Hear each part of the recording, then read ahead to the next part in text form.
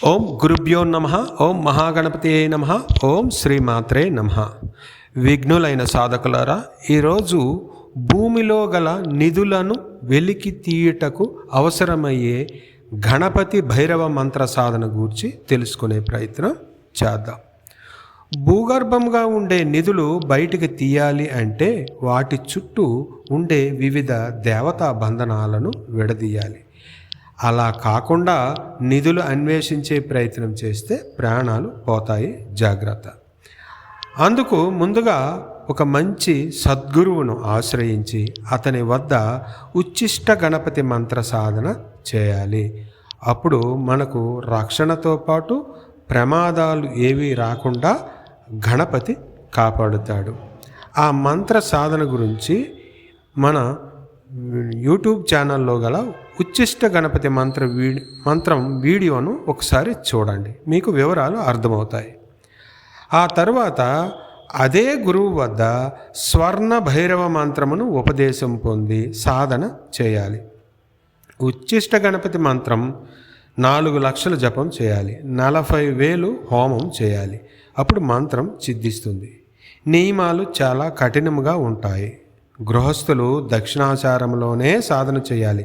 వామ మార్గము ప్రాణాంతకము గమనించగలరు. ఆ తదుపరి స్వర్ణ భైరవ మంత్రం 3 లక్షలు జపం చేయాలి, 30,000 హోమం చేయాలి.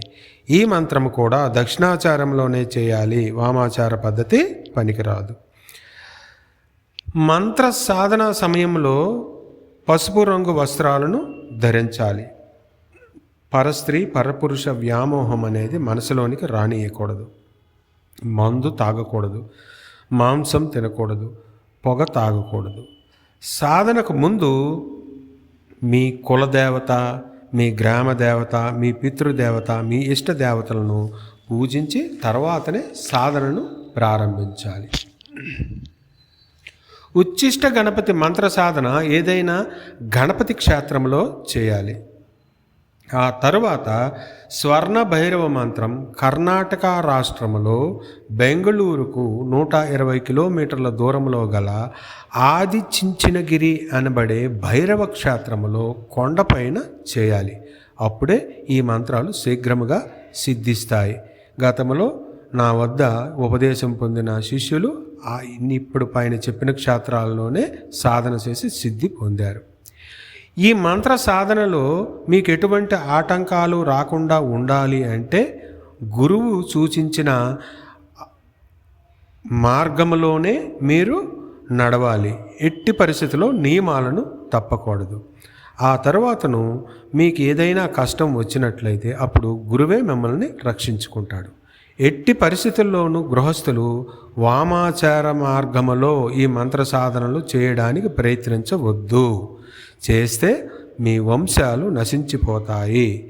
ఆత్మీయ సాధకులారా, పైన నేను చెప్పిన విషయాలు జాగ్రత్తగా గమనించి మంత్ర సాధనకు ముందు బాగా ఆలోచించుకుని ఒక మంచి సద్గురువులను ఆశ్రయించి మంత్ర సాధన చేసి మీ కామ్యకర్మలను నెరవేర్చుకొనడంతో పాటు భోగవంతమైన జీవితాన్ని అనుభవించగలరు. అయితే సంపాదన మన కుటుంబ పోషణకు సరిపడినంత ఉంటే చాలు. అత్యాశకు పోయి ఆపదలకు గురి కావద్దని హెచ్చరిస్తూ సదా మీ శ్రేయస్సు కోరుతూ మీ స్వామి త్రిపురానందనాథ. ఓం శ్రీమాత్రే నమః.